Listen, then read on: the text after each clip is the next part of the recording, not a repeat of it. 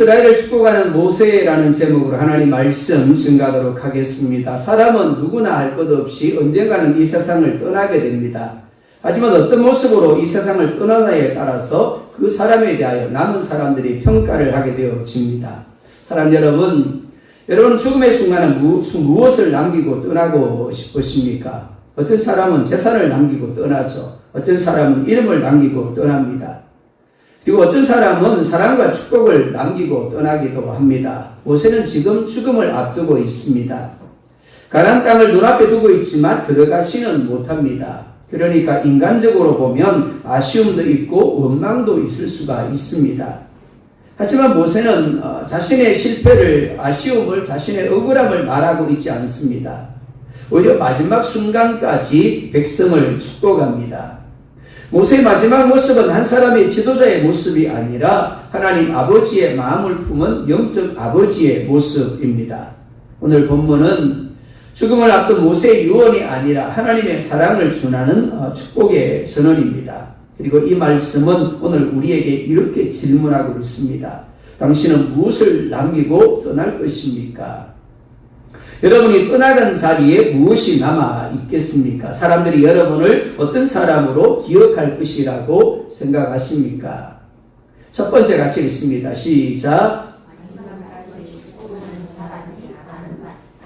첫 번째로 마지막까지 축복하는 사람이 아름답다라고 말씀을 합니다. 1절 함께 봅니다. 시작.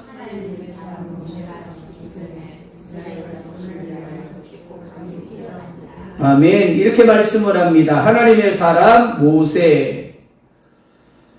단순히 모세가 죽기 전에 라고 말씀하지 않고 하나님의 사람 모세가 라고 이야기를 하고 있습니다. 단순히 하나님을 믿는 사람이라는 의미가 아닙니다. 하나님께 속한 사람, 하나님의 뜻을 위하여 살아가는 사람, 하나님께 붙들린 사람이라는 의미입니다. 신약으로 말하면 그리스도 안에서라는 말입니다. 그리스도 안에라는 말이 뭐라 그랬습니까? 예수님 때문에, 예수님과 함께, 예수님으로 말미암아라는 의미라고 했죠. 모세는 지금 죽음을 앞두고 있습니다. 신명기 32장에서 하나님은 이미 모세에게 느보산에 올라가 죽을 것을 말씀하셨습니다. 모세는 그것을 알고 있습니다. 하지만 모세는 두려워하지 않습니다. 왜냐하면 이미 자신의 삶을 하나님께 맡겼기 때문입니다. 성경에서 말씀하는 아름다운 죽음은 오래 살다가 죽는 것이 아닙니다. 감당해야 될 사명을 끝까지 잘 감당하다가 죽는 죽음입니다. 사람은 죽음을 알게 되면 두 가지 반응을 보입니다. 어떤 사람은 두려워합니다. 어떤 사람은 원망합니다. 어떤 사람은 집착합니다. 하지만 모세는 남은 시간조차도 자신에게 주어진 사명을 감당하는 시간으로 사용을 합니다. 이는 사도 바울도 마찬가지였습니다. 그는 예루살렘으로 올라가면 대적들에게 잡히고 결국 순교하게 될 것을 알았습니다. 그래서 주변 사람들도 사도 바울이 예루살렘으로 올라가는 것을 말렸습니다. 하지만 바울은 내가 이를 위하여 부름을 받았다라고 이야기를 합니다. 그러면서 자원함으로 예루살렘으로 올라갔습니다. 결국 잡혀서 로마에서 순교하게 되어졌습니다. 하지만 로마에서 옥에 있는 동안 만나는 시위대들에게 복음을 전하였고 많은 교회들의 편지를 통하여 교훈을 함으로 자신의 마지막을 장식했습니다. 즉 죽음의 마지막 순간까지도 자신에게 주어진 사명을 감당한 겁니다. 예수님도 마찬가지입니다. 가장 고통의 순간에 엘리 라마 사박다니 하나님이 어찌하여 나를 버리셨습니까? 라고 하나님 아버지를 향하여 부르짖었죠. 그런데 예수님이 또한 이렇게 기도합니다. 아버지여 저들의 죄를 사하여 주십시오. 저들은 저들이 하는 것을 알지 못합니다. 그리고 다 이루었다라고 말씀하시며 숨을 거두었습니다. 여기서 우리는 믿음의 사람의 특징을 발견하게 되어집니다. 믿음의 사람은 자신의 마지막을 준비하는 방식이 다르더라라는 거죠. 세상 사람들은 죽음을 앞두고 어떻게 합니까? 재산을 정리를 합니다. 하지만 믿음의 사람은 하나님 만날 준비를 합니다. 자신의 영혼을 준비합니다. 그리고 자신에게 남겨진 사명을 온전히 감당하고자 합니다. 세상 사람들은 무엇을 남길까를 고민합니다. 하지만 믿음의 사람은 무엇을 전할까를 고민합니다. 모세는 마지막 순간까지 이스라엘을 향한 책임감을 놓지 않았습니다. 사실 모세의 입장에서 보면 서운할 수도 있습니다. 광야 40년 동안 백성들 때문에 얼마나 많은 고생을 했습니까? 하나님의 버림을 받아서 바로에게로 갔습니다. 자원해서 간 게 아니에요. 나는 아닙니다. 보낼 만한 자를 보내십시오. 난 못 가겠습니다. 근데 하나님이 반협박하시면서 그를 보내신 겁니다. 갔더니 어떻게 해요? 하나님이 이러저러 해서 내 백성을 보내라고 합니다. 아, 그래? 빨리 데리고 가. 그렇게 한 게 아닙니다. 그렇죠? 10가지 이적을 그 가운데 나타내었습니다. 우여곡절 끝에 이스라엘 백성들을 이끌고 나옵니다. 근데 어디로 갑니까? 홍해 앞으로 갑니다. 앞에는 홍해가 있고 뒤에는 바로 군대가 쫓아옵니다. 또 양식이 떨어졌죠. 또 물이 떨어졌습니다. 그런 순간순간마다 모세는 하나님의 말씀을 따라서 홍해를 갈랐습니다. 그리고 홍해 가운데 마른 땅으로 건더게 만들었죠. 만나를 내려서 먹게 하고 메추라기를 내려서 먹게 하고 반석에서 물을 내어 마시게 했습니다. 무엇보다 시내산에서 우상 숭배로 인하여 진멸당할 수밖에 없는 상황 가운데 있을 때 중보기도로 이스라엘 백성들을 살려 놓았습니다.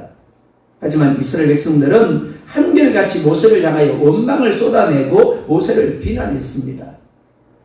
하지만 그럼에도 불구하고 모세는 무려 40년 동안이나 온유함으로 그들을 품었습니다. 만약 이 시대로 생각한다면 어떨까요? 40년 동안 목회하는데 끊임없이 원망하고 불평을 쏟아내고 비난한다라면 그 목회자가 계속해서 그 교회에 있었겠습니까? 아마 그만둬도 수십 번 그만뒀을 겁니다. 모세는 그렇게 하지 않았다라는 겁니다. 그리고 마지막 순간까지도 그들을 위하여 기도하고 축복하고 있습니다. 진심으로 그리고 전심으로 백성들을 아끼고 염려하는 마음으로 그들이 하나님의 축복을 누릴 수 있기를 소원하고 있는 겁니다. 모세의 삶이 아름다운 이유가 여기에 있습니다.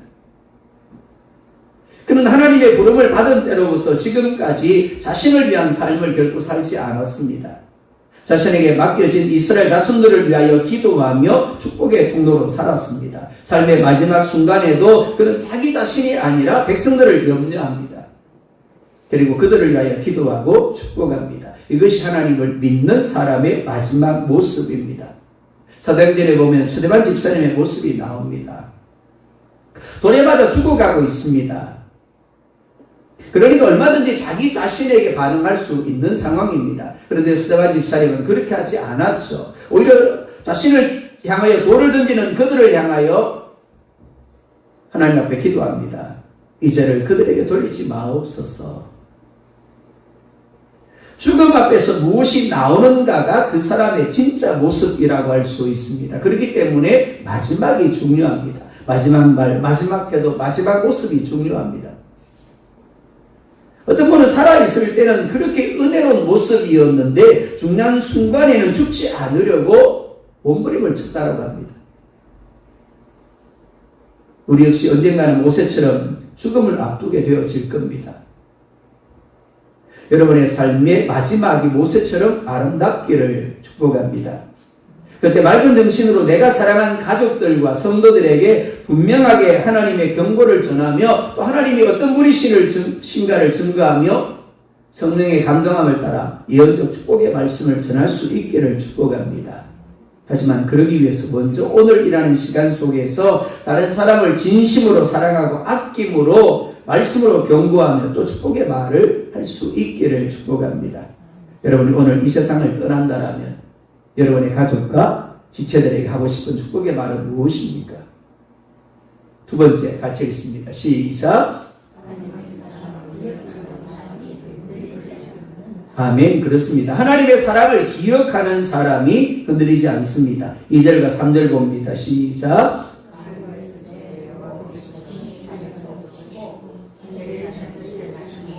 바란 산에서 비추시고 1만 성도 가운데 강림하셨고 그의 오른손에는 그들을 위해 번쩍이는 불이 있도다. 여호와께서 백성을 사랑하시나니 모든 성도가 그의 수중에 있으며 주의 발 아래에 앉아서 주의 말씀을 받는도다. 아멘. 모세는 각 지파를 축복합니다. 그런데 먼저 하나님에 대한 이야기를 합니다. 보통의 사람들은 축복이라고 하면 무엇을 받는 것에 관심이 있습니다. 건강의 복, 물질의 복, 자녀의 복, 형통의 복을 생각합니다.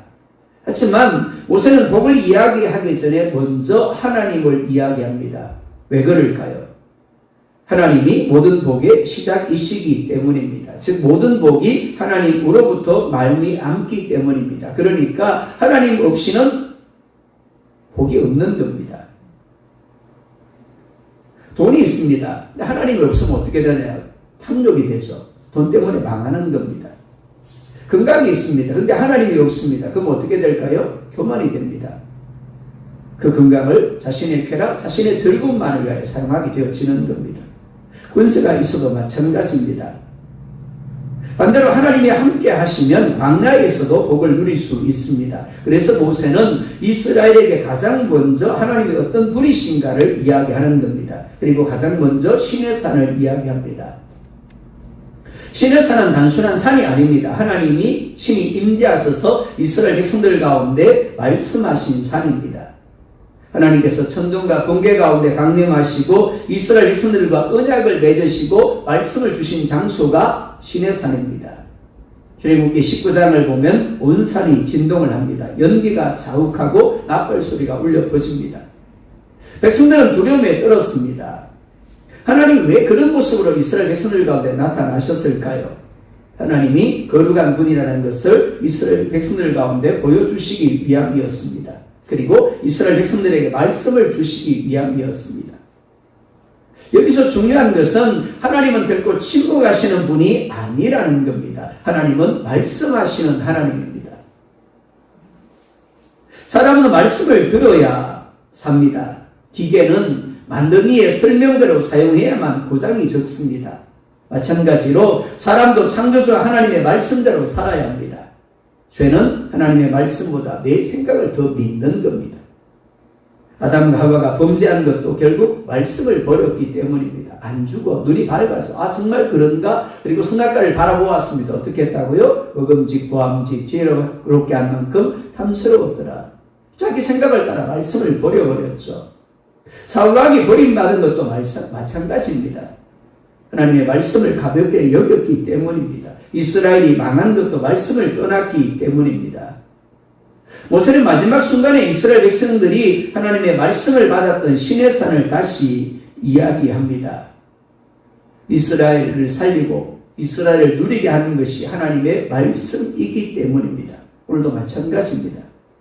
우리 가정을 살리는 것이 하나님의 말씀임을 믿으시기 바랍니다.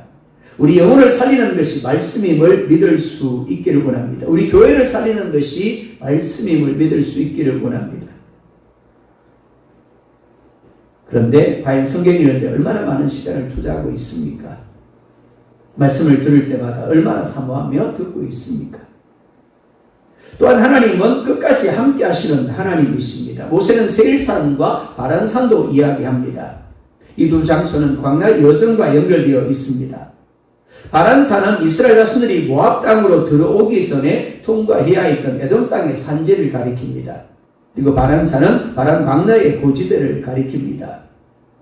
이스라엘 백성들은 시내산 이후에 수많은 광야길을 걸어야 했습니다. 뜨거운 태양이 있었죠. 물 없는 길이 있었습니다. 그리고 그때마다 그들은 원망과 불평을 쏟아내었습니다.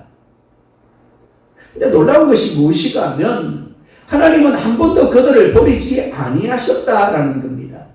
이스라엘은 수없이 반복해서 하나님을 배신하고 또 배신했죠. 금송아지를 만들고 원망하고 불평하며 애굽으로 돌아가겠다라고. 가데스 바네아에서도 여전히 하나님을 신뢰하지 못했습니다. 그런데도 하나님은 그들을 떠나지 아니하셨습니다. 구름기둥으로 불기둥으로 함께 하시고 그들을 인도하셨죠. 만나를 주시고 물을 내어주시고 옷에 어지지 아니하시고 발이 부르트지 않게 하셨습니다. 이것이 은혜입니다. 우리가 하나님을 붙드는 것이 아니라 하나님이 우리를 붙드시는 것이 은혜입니다. 우리의 삶도 이스라엘과 별반 다르지 않습니다. 얼마나 많이 넘어집니까? 얼마나 많이 실패합니까? 얼마나 많이 불신하고 불평합니까? 그럼에도 불구하고 오늘 우리가 여기 있는 이유는 하나님이 여전히 우리를 포기하지 아니하셨기 때문입니다. 우리가 하나님을 붙들어서 여기까지 온 것이 아닙니다. 우리는 놓았는데, 우리는 돌아섰는데 하나님은 여전히 돌아서지 아니하고 하나님 놓지 아니하시고 붙드셨기에 여기까지 온 겁니다. 사랑하는 여러분, 광야 같은 시간 속에서도 하나님이 함께 하셨음을 믿고 있습니까? 지금도, 그리고 영원히 나를 잡은 손을 하나님이 놓지 않음을 또한 믿고 있습니까? 또한 하나님은 자기 백성을 사랑하시는 하나님입니다. 3절에 보면 이렇게 말씀을 합니다. 여호와께서 백성을 사랑하시나니.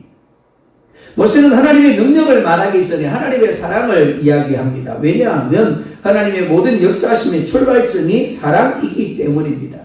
하나님이 그들을 사랑하셨기 때문에 출애굽하게 하신 겁니다. 사랑하셨기 때문에 원망과 불평 가운데서도 여전히 그들을 광야 가운데 기르신 겁니다. 말씀을 주신 것도 마찬가지입니다. 왜 징계하시죠? 사랑하시기 때문입니다. 가나안 땅을 그들에게 주신 것도 그들을 사랑하셨기 때문입니다. 이스라엘이 사랑받을 만해서가 아닙니다. 오히려 반대죠.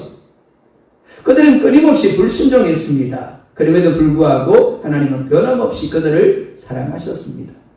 신명기 7장을 보면 너희가 다른 민족보다 수요가 많기 때문에 사랑한 것이 아니다라고 말씀을 합니다. 그렇습니다. 이스라엘 백성들이 가진 어떤 조건 때문에 사랑하신 것이 아니라 하나님이 그들을 사랑하시기로 결정하셨기 때문에 사랑하신 겁니다. 이것이 은혜죠. 우리도 마찬가지입니다. 그 사랑이 신약시대에 예수 그리스도를 통하여 우리 가운데 나타났습니다. 십자가는 하나님의 사랑에 대한 최종 선언입니다.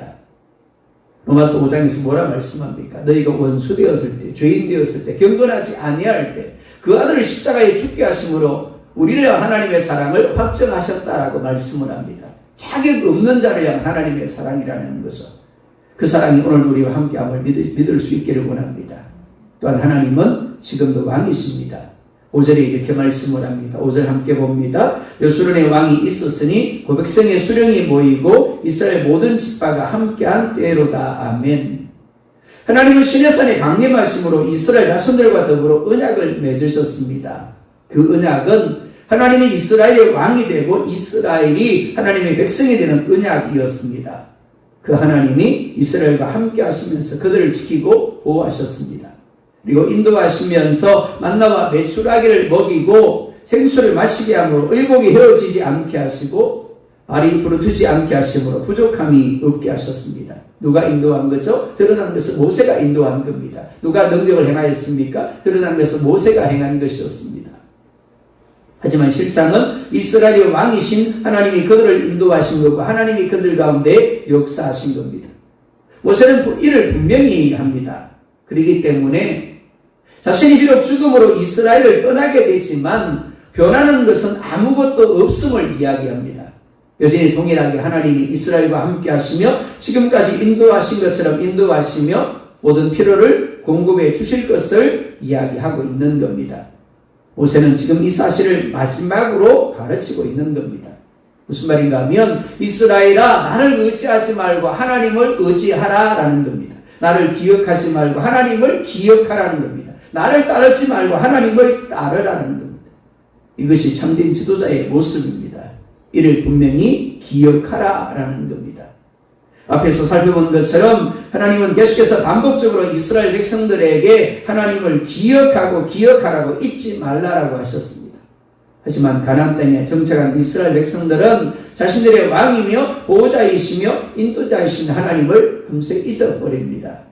마치 자신들의 힘으로 살아온 것 같은 착각에 빠져 하나님을 버리고 우상을 숭배하며 말씀을 버리고 범죄하는 길로 갑니다. 결국 모세가 경고한 대로 저주와 징계가 그들 가운데 임하게 되어집니다. 사랑하는 여러분, 여러분도 어떻습니까? 하나님이 여러분의 삶에 행하신 일들을 베풀어 주신 은혜를 기억하고 있습니까? 여러분의 삶이 왕이신 하나님의 인도하심과 은혜로 말미암은 것을 인정하고 있습니까? 이런 사람은 매일매일의 삶에서 반복해서 하나님을 왕으로 인정하는 언약을 갱신하며 더 자기 자신을 쳐서 하나님께 복종함으로 내어드릴 것입니다. 세 번째 같이 읽습니다. 시작. 아멘. 6절에서 8절입니다. 시작.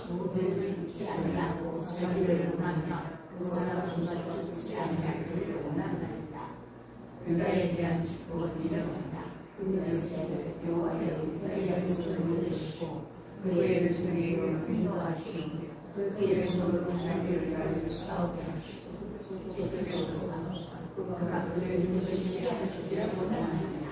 레위에 대해서는 일러서되 주의 등민과 우림이 주의 경건한 자에게 있도다. 주께서 그를 마사에서 시험하시고 머리와 물가에서 그와 다투셨도다. 아멘. 창세기에 보면 야곱이 12아들의 이름을 불러가면서 분량대로 축복하였더라 라고 말씀하고 있습니다. 오늘 모세의 축복 기도는 그 야곱의 기도를 보충하고 있습니다. 로벤은 야곱의 장자였습니다. 위풍이 월등하고 권능이 탁월하였습니다. 하지만 뭐와 같았다고요? 물의 끓음 같았습니다. 자기 욕망을 제어하지 못하고 아버지의 척, 즉 계모와 동침을 하였습니다. 그로 인하여 장자의 자리에서 쫓겨난 것은 물론이고 야곱이 그가 탁월하지 못할 것이다 라고 예언한 바가 있습니다. 탁월함을 받았는데 탁월하지 못하게 될 것이다 라고 예언한 겁니다. 어떻게 되었을까요? 로벤 지파는 BC 10세기경에 거의 소멸된 것으로 알려지고 있습니다. 모세는 줄어드는 로벤이 생존의 축복이 주어질 것을 기도하고 있는 겁니다. 또한 앞장서서 전투에 나서는 유다 지파에게는 대적과의 승리를 축복합니다. 율법을 가르치고 예배를 주관하는 레위 지파에게는 직무를 잘 감당하는 축복을, 베냐민에게는 안전함을, 요셉 지파인 에브라임과 므낫세에게는 물질적인 풍요와 군사적인 능력의 축복을 기원합니다. 모세 축복 기도의 특징은 각 지파가 처한 상황이나 영적 상태에 따라 적절하게 축복하고 있다라는 겁니다. 각 지파에게 맞게 복이 임합니다. 어떤 지파는 하나님이 복을 주셨지만 잃어버린 지파가 있는가 하면 어떤 지파는 그럴 수 없는 상황에서도 믿음으로 순종함으로 더 넘치는 복을 누린 지파도 있습니다.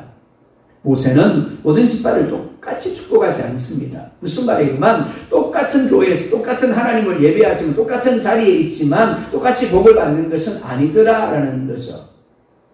각 지파에 맞게 축복합니다. 사랑하는 여러분, 하나님의 복은 획일적이지 않습니다. 사람마다 다릅니다. 사람의 영적 상태나 준비된 상태, 믿음의 크기에 따라 다릅니다. 그리고 순종에 따라 다릅니다. 하지만 정말 중요한 것은 복의 크기가 아니라 복의 목적입니다. 축복을 받는 것보다 축복의 통로가 되는 것이 더 중요합니다. 진정한 믿음은 복을 받는 수준에서 끝나지 않습니다. 복을 흘려보내는 단계까지 나아갑니다. 사랑하는 여러분, 여러분은 축복을 받기만 원하는 사람입니까? 아니면 받은 복을 흘려보내므로 다른 사람이 하나님을 경험하게 하는 사람입니까? 말씀을 믿습니다. 복의 종류와 모양은 다를지라도 모든 지파를 향한 하나님의 마음 그리고 모세의 마음은 동일합니다. 그들이 하나님을 경외하며 경건함으로 하나님을 경외하고 말씀에 복종함으로 말씀을 통해서 약속하신 복을 누리기를 원하는 겁니다. 하지만 이를 선택하고 누리는 것은 이스라엘의 몫입니다. 이는 우리도 마찬가지입니다. 그리스도 예수님을 통하여 우리를 자녀되게 하신 아버지 하나님의 마음은 동일합니다. 하지만 문제가 뭐라고요? 우리는 루벤이 될 수도 있고 유다가 될 수도 있고 요셉 지파가 될 수도 있다라는 겁니다. 우리의 생각과 욕망과 감정을 따라 우리가 살고 싶은 대로 우리가 하고 싶은 대로 얼마든지 살 수 있습니다.